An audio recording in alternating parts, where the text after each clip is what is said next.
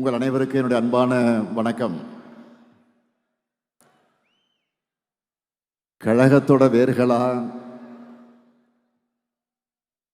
கழகத்துக்கும் மக்களுக்குமான உறவு பாலமா, வரும் சட்டமன்ற தேர்தலில் மாபெரும் வெற்றியை பெற்றுத்தர உள்ள வாக்குச்சாவடி குழுவினரான உங்களை சந்திக்கிறதுல நான் மிகுந்த மகிழ்ச்சி அடைகிறேன், பெருமைப்படுகிறேன்.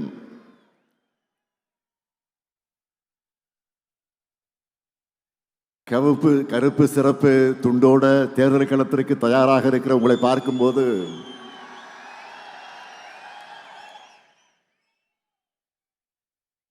திருவிடந்தை தந்த எனர்ஜியும் உற்சாகமும் இந்த திருப்பத்தூர்ல டபுளா ஆகுது.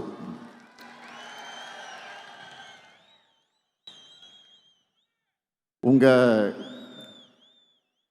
கான்ஃபிடன்ஸ் லெவலை பார்க்கும்போதே அடுத்ததும் திமுக ஆட்சிதான்னு மக்கள் சொல்றது தெரியுது.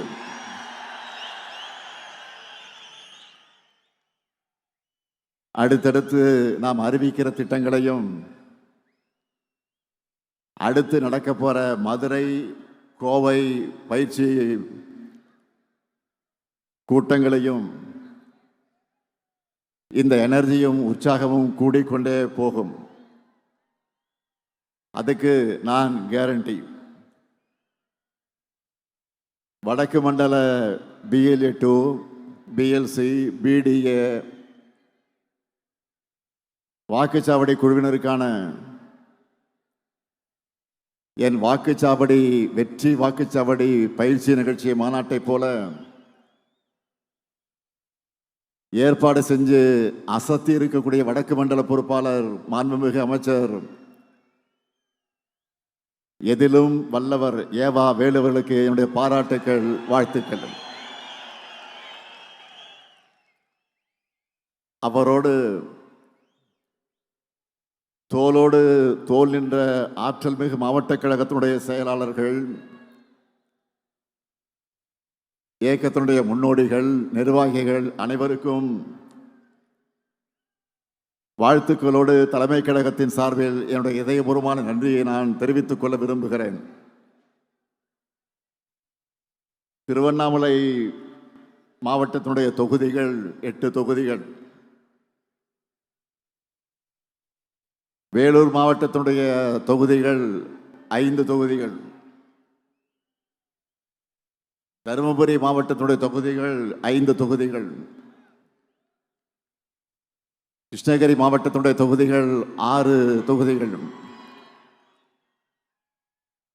ராணிப்பேட்டை மாவட்ட 4 தொகுதிகள், கள்ளக்குறிச்சி மாவட்ட 4 தொகுதிகள், சேலம் மாவட்ட 11 தொகுதிகள்னு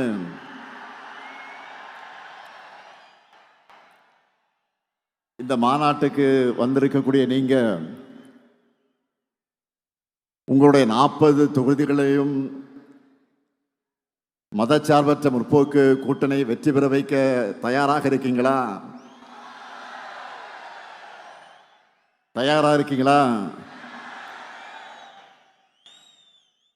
வடக்கு மண்டலத்தில் எல்லா தொகுதிகளையும் திமுக கூட்டணி வெற்றி பெற்றது என்ற செய்தி தான் ரிசல்ட் அன்னைக்கு டிவியில் நாம பார்க்கணும். நடந்து முடிஞ்ச நாடாளுமன்ற தேர்தலில் 100க்கு 100 வெற்றியை நாம பெற்றோம்.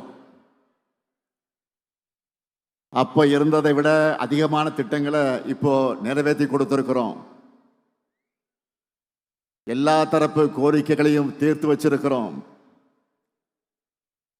அதனால பெரிய வெற்றியை வர்ற சட்டமன்ற தேர்தலில் உங்கள் மூலமா நான் எதிர்பார்க்கிறேன். 2019 நாம எதிர்கொண்ட எல்லா தேர்தலையும் நமக்கு வெற்றி மேல் வெற்றி தான். அதுவும் சாதாரண வெற்றி அல்ல, சதிகளை முறியடிச்ச சரித்திர வெற்றி. ஒவ்வொன்றும் எதிரிகளை கலங்கடிக்கக்கூடிய வெற்றி. இந்தியா முழுக்க எந்த ட்ரெண்ட் இருந்தாலும் தமிழ்நாட்டுடைய நிரந்தர ட்ரெண்ட் பிளாக் அண்ட் ரெட் தான், கருப்பு சிவப்பு தான். 2026 சட்டமன்ற தேர்தலையும் நாம தான். 7வது முறையும் திமுக ஆட்சி தான். திராவிட மாடல் 2.0 ஸ்டார்ட். இதை நான் ஆணவத்தில் சொல்லல, ரொம்ப அடக்கத்தோட மிகுந்த பணிவோட நம்ம அரசு செஞ்சிருக்கக்கூடிய சாதனைகள் மேல நான் வச்சிருக்கக்கூடிய நம்பிக்கையில சொல்றேன். எல்லாத்துக்கும் மேல உடன்பிறப்புகளான உங்க மேல இருக்கக்கூடிய நம்பிக்கையில நான் சொல்றேன். உங்களை போன்ற நிர்வாகிகள் தொண்டர்கள் இருக்கும்போது வெற்றியை தவிர வேற எதை பத்தி நாம் யோசிக்க தேவையில்லை. உங்களை வழிநடத்தி உங்களுக்கான டாஸ்கை ஒப்படைச்சாலே போதும். மீண்டும் உதயசூரியன் ஆட்சி உறுதி உறுதி உறுதி. இதுவரை இல்லாத அளவுக்கு தமிழ்நாட்டில் இருக்கக்கூடிய ஒவ்வொரு தொகுதியும் திமுக கோட்டைன்னு நாம் இந்த முறை நிரூபித்து காட்டணும். 2026 திமுகவின் வெற்றி என்பது இனி பல ஆண்டுகளுக்கு அரசியல் ஆய்வாளர்கள் வியந்து பேசக்கூடிய வரலாற்று வெற்றியா இருக்கணும். தமிழ்நாடு முழுக்க 100 வாக்காளர்களுக்கு ஒரு உறுப்பினர் வீதம், ஒவ்வொரு பூத்திலும் சராசரியாக 10 வாக்குச்சாவடி குழு உறுப்பினர்களை நாம் நியமிச்சிருக்கிறோம். தமிழ்நாட்டில் மொத்தம் எத்தனை பூத் இருக்கு? 75,000 பூத் இருக்கு. இப்படி ஒவ்வொரு பூத்துலையும் நாம் செட் பண்ணி இருக்கக்கூடிய மினிமம் டார்கெட் 350 வாக்குகள். இந்த டார்கெட்டை நாம் அச்சீவ் பண்ணால 2,60,00,000 வாக்குகளுக்கு மேல் நாம் வாங்கிடுவோம். இந்த தேர்தலில் 2,50,00,000 வாக்குகளுக்கு குறையாம நாம் வாங்கியே ஆகணும். இதை நடத்தி காட்டுவது உங்களின் பொறுப்பு. உங்களுக்கு வேண்டிய எல்லா உதவிகளையும் செஞ்சு தரது என்னுடைய பொறுப்பு. 2,50,00,000 அப்படின்னு நினைச்சு யாரும் மலைக்க வேண்டாம், யோசிக்க வேண்டாம். இங்க வந்திருக்கக்கூடிய ஒவ்வொருத்தரும் தலா 40 அல்லது 50 வாக்குகளுக்கு பொறுப்பேற்றுக்கிட்டா அவ்வளவுதான், சிம்பிள். ஒவ்வொருத்தரும் அவங்களுக்கு அசைன் பண்ணி இருக்கக்கூடிய 50 வாக்குகளை பெற்று தந்தாலே போதும். நம்ம டார்கெட்டை அச்சீவ் பண்ணிடுவோம். 200 தொகுதிகள் நிச்சயம். 200 தொகுதிகளுக்கு மேல ஜெயிக்கிறது தான் நம்முடைய லட்சியம். அதுக்கு முதல்ல 2 மாசம் ஓய்வை மறந்து உழைக்கணும். தேர்தலுக்குள்ள நீங்க ஒவ்வொருத்தரும் 100 வாக்காளர்களை குறைஞ்சது 5 முறையாவது நேரில் சந்திக்கணும். இதை ஏன் சொல்ல தெரியுமா? என்னதான் வாட்ஸ்அப், இன்ஸ்டாகிராம்னு புது புது ஊடகங்கள் வந்தாலும் நேரில் சந்திச்சு மக்கள்கிட்ட பணிவா வாக்கு கேட்கிற பிரச்சாரத்திற்கு எதுவும் ஈடாகாது. அதனாலதான் நான் திரும்ப திரும்ப சொல்றேன், பரம்பரையா திமுகவுக்கு வாக்களிக்கிற குடும்பமாக இருந்தாலும் சரி,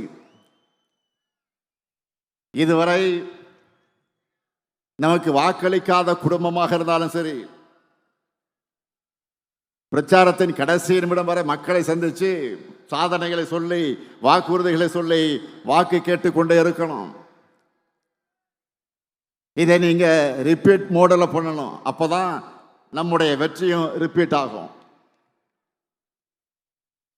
2021 இருந்ததை விட தமிழ்நாடு முழுக்க நமக்கான வரவேற்பும் ஆதரவும் இப்ப கூடி இருக்கு.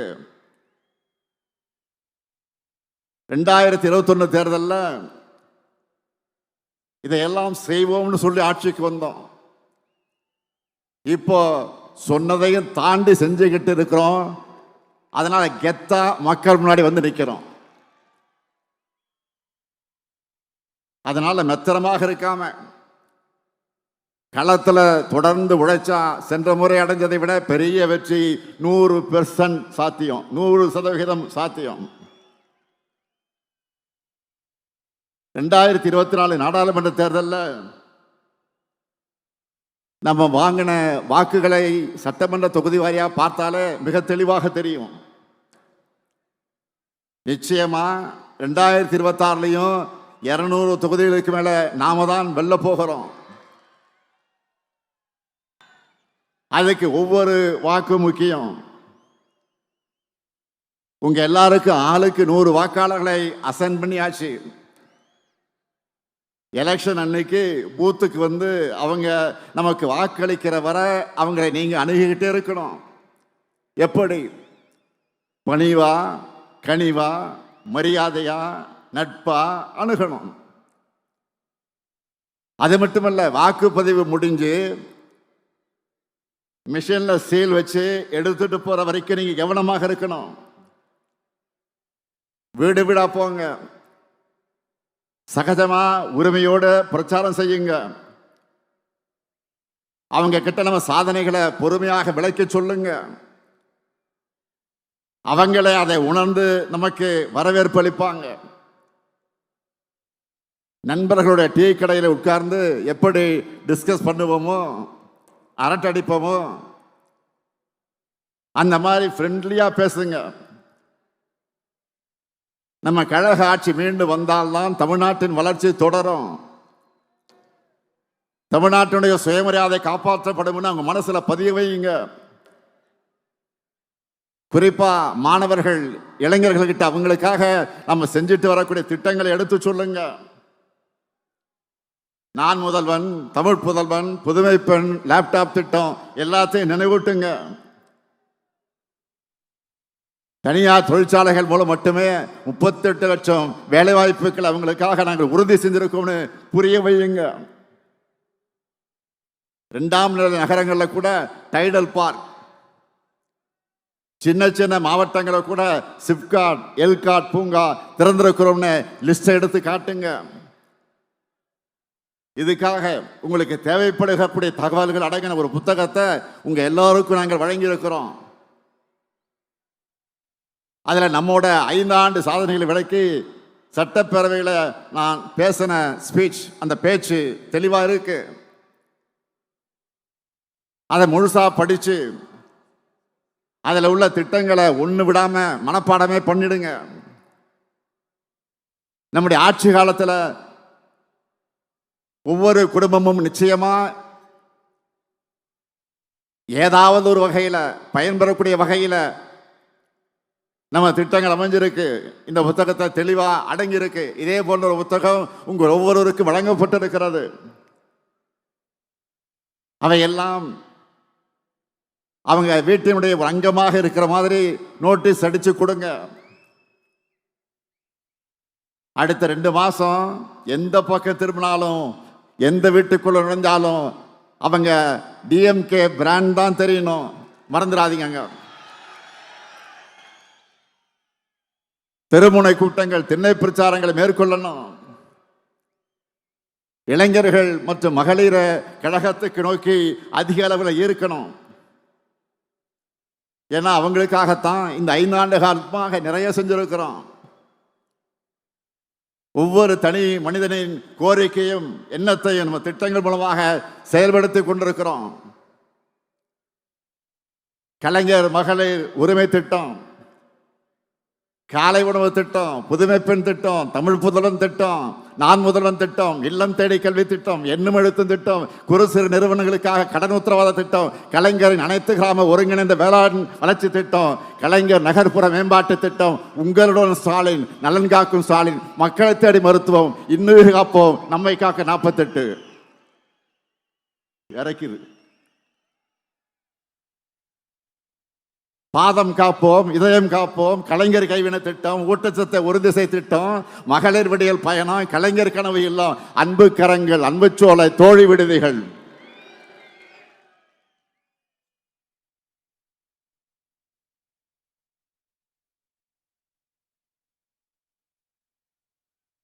மாற்றுத்திறனாளிகளுக்கு உரிமை திட்டம், உள்ளாட்சி அமைப்புகளில் மாற்றுத்திறனாளிகளுக்கு நேரடி நியமனம், முதலமைச்சர் கோப்பை, அயோத்திதாச பண்டிதர் குடியிருப்பு மேம்பாட்டு திட்டம், தொல்காப்பி தொல்குடி திட்டம், டாக்டர் கலைஞர் விளையாட்டு உபகரணங்கள் வழங்கக்கூடிய திட்டம், பேராசிரியர் அன்பழகனார் கல்வி உட்கட்டமைப்பு மேம்பாட்டு திட்டம், பெருந்தலைவர் காமராஜர் கல்லூரி மேம்பாட்டு திட்டம், அண்ணல் அம்பேத்கர் தொழில் முன்னோடிகள் திட்டம், முதலமைச்சரின் தாய் மாணவர் திட்டம், முதலமைச்சரின் கிராம சாலை மேம்பாட்டு திட்டம், கல்லூரி மாணவர்களுக்கு லேப்டாப் திட்டம். உங்க கனவை சொல்லுங்க.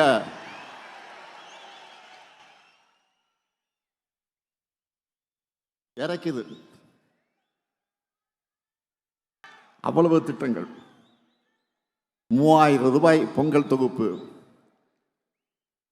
இப்படி சொல்லிக்கொண்டே போகலாம். இதையெல்லாம் நினைவூட்டுங்க. மக்கள் நலத்திட்டங்கள் எந்த தடையும் இல்லாம மக்களுக்கு கிடைக்கணும்னு நம்ம அட்வான்ஸா செயல்படுற காரணத்தால தான் இப்போ டேக் ஆஃப் த நேஷன். நேற்று கால விடிஞ்சதும் 1,31,00,000 பெண்கள் முகத்திலையும் ஒரு சேர புன்னகை கொண்டு வந்திருக்கிறோமே.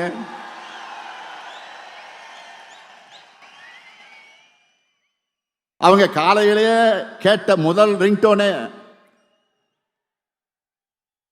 5,000 ரூபாய் கலைஞர் மகளிர் உரிமை தொகை அவங்க அக்கௌண்ட்ல வந்திருக்கான மெசேஜ் டோன் தான்.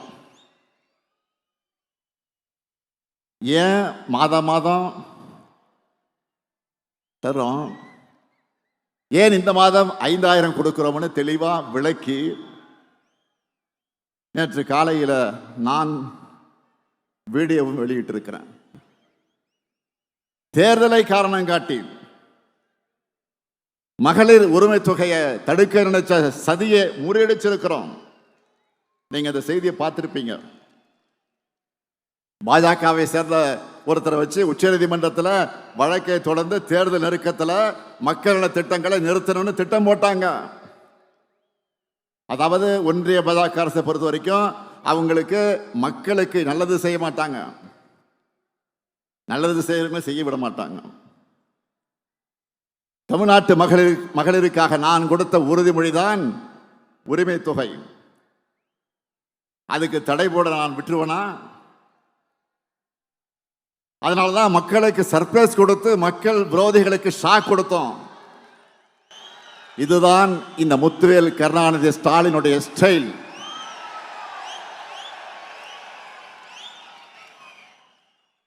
ஓரவஞ்சனைக்கும் வஞ்சகத்துக்கும் ஒருமுகம் இருந்தால் அதுதான் ஒன்றிய பாஜக அரசு. இதுவரைக்கும் தமிழ்நாட்டுக்குன்னு ஏதாவது ஒரு சிறப்பு திட்டம் அறிவிச்சிருக்கிறாங்களா? நான் திரும்ப திரும்ப கேட்டுக்கிட்டு இருக்கிறேன். முறையா பதில் சொல்ல இதுவரையில் பிரதமரோ உள்துறை அமைச்சரோ வரவில்லை. அதுக்கு பதில் சொல்ல முடியல. அது இதுதான், இது இதுதான், இது அதுதான், அது இதுதான்னு ஒதுக்கப்படுகிற நிதிகளை சொல்லிய ஏமாத்திட்டு இருக்காங்க. பாஜக தலைமையில் இருந்தும் இதுக்கு பதில் வரல. பாஜகவின் கிளை செயலாளராக இருக்கிறார் பழனிசாமி. பாஜக கிளை கழகம் ஆயிடுச்சு. அது இப்போ பாஜகவின் கிளை கழக செயலாளராக இருக்கக்கூடிய பழனிசாமி அவர்கிட்ட இருந்தாலும் பதில் வந்துச்சா? தமிழ்நாட்டுக்கும் தமிழ்நாட்டு மக்களுக்கும் பேசுறதுக்கு துணிவில்லாம முதுகெலும்பு இல்லாம கொத்தடிமை சேவகம் செஞ்சுட்டு இருக்கக்கூடிய பழனிசாமி எனக்கு சால் விட்டு இருக்கிறாரு. எந்த பழனிசாமி? இன்னைக்கும் ஒரு அரசியல்வாதி எப்படி இருக்கக்கூடாதுன்னு என்பதற்கு அடையாளமா சோசியல் மீடியாவில் வலம் வந்துட்டு இருக்கக்கூடிய அதற்கு சொந்தக்காரரான பழனிசாமி அவர்களே, மாண்புமிகு பழனிசாமி அவர்களே, தவழ்ந்து தவழ்ந்து ஊழல் குற்றவாளியான அம்மையார் சசிகலா காலில் விழுந்து பதவியை பெற்று அவருடைய காலை வாரி விட்டுட்டு நீ எனக்கு பதவி கொடுத்தியான மரியாதை இல்லாம உரிமையில கேட்டீங்களா? இல்லைன்னு மறுக்க முடியுமா? சட்டம் ஒழுங்கு பற்றி பேசுவதற்கு உங்களுக்கு தார்மீக உரிமையாவது இருக்கா? உங்க கட்சியினுடைய உண்மையான பொதுச் செயலாளராக இருந்த அம்மையார் ஜெயலலிதா அவர்களுடைய கொடநாடு பங்களாவில் நடந்த கொலை அதை தொடர்ந்து நடந்த மர்ம மரணங்கள், இதையெல்லாம் மறக்கடிச்சுட்டு நினைச்சிட்டு இருக்கீங்களா? பொல்லாத ஆட்சி தான் பழனிசாமியுடைய ஆட்சி என்பதற்கு பொள்ளாச்சியே பாலியல் வன்கொடுமைகளை சாட்சியா ஆறாத வடுவா இருக்க. ஸ்டெர்லைட் ஆலை வேண்டாம்னு அமைதியா ஊர்வலம் போன அப்பாவி பொதுமக்கள் மேல துப்பாக்கி சூடு நடத்த சொல்லிட்டு டிவியை பார்த்து தான் தெரிஞ்சுக்கிட்டேன்னு நாடகம் போட்டது மக்கள் மறந்துட்டாங்க நினைக்கிறீங்களா? சாத்தான்குளம் காவல் நிலையத்தில் அப்பாவும் மகன் அடிச்சு கொல்லப்பட்டப்போ அவங்க உடல்நலம் இல்லாம இருந்ததாக கொஞ்சம் கூட ஈவு இறக்கலாம சொன்னீங்களா? உங்களோட அந்த கல் மனசை மக்கள் மறந்துட்டாங்கன்னு நினைச்சீங்களா? ஊழலின் ஊற்றுக்கண்ணான அதிமுகவோட பாரம்பரியத்தை காப்பாற்ற உறவினர்களுக்கு டெண்டர்களை அள்ளி கொடுத்துட்டு வழக்கு வந்த உடனே என்ன சொன்னாரு? தமிழ்நாடு முழுக்க சொந்தக்காரர்கள் இருக்காங்கன்னு சப்பை கட்டு நீங்க மக்கள் மறந்துட்டாங்கன்னு நினைக்கிறீங்களா? உங்க மேல ஊழல் வழக்கு இருக்கேன்னு கேட்டப்போ யார் மேலதான் ஊழல் வழக்கு இல்லைன்னு அசரடிக்கிற பதில சொன்ன உங்க டேலண்ட் என்னன்னு சொல்றது? உழவர்களுக்கு எதிரான 3 வேளாண் சட்டங்களை மனசாட்சி இல்லாம ஆதரிச்சு போராடின விவசாயிகள் மேலேயே அவதூறு பரப்புனீங்களா? பச்சை துண்டு போட்டு பச்சை துரோகம் செஞ்ச பழனிசாமின்னு சொல்லி உங்களை புறக்கணிச்ச விவசாயிகள் அதை மறந்திருப்பாங்கன்னு நினைச்சீங்களா? சிறுபான்மை மக்களுக்கு எதிரான பாஜக சட்டங்களை ஆதரிச்சதோடு அந்த மக்களை அடக்குமுறைக்கு ஆளாக்குனீங்கள, அந்த காயம் ஆறிடுச்சுன்னு நினைக்கிறீங்களா? குட்கா வழக்கில் அதிமுக அமைச்சர்கள் சிக்கினதுக்கு உங்கள் பதில் என்ன? வருமான வரித்துறையில சொந்தக்காரங்க சிக்கிறதுனால பாஜகவோட கூட்டணி வச்சீங்களா? இப்படி ஏராளமான கேள்விகள் இருக்கு. இதுக்கெல்லாம் நீங்க பதில் சொல்லாம தவிர்த்தாலும் மக்களுக்கு பதில் தெரியும், உங்க லட்சணமும் புரியும். எனவே திமுக அரசு அவதூறுகளால் கலங்கப்படுத்த நினைக்கிற உங்களுடைய பேச்சுக்களை மக்கள் நம்ப மாட்டாங்க. நம்ம திராவிட மாடல் அரசு சாதனைகளை அரசாக இருக்கிற காரணத்தினால பழனிசாமி அவர்கள் இவ்வளவு வேதனையோட புலம்புறதுக்கு காரணம் இதுதான். 1000 ஆண்டுகள் நின்று பேசுகிற சாதனைகளை 5 ஆண்டுகளை செஞ்சு முடிச்சிருக்கிறோம்.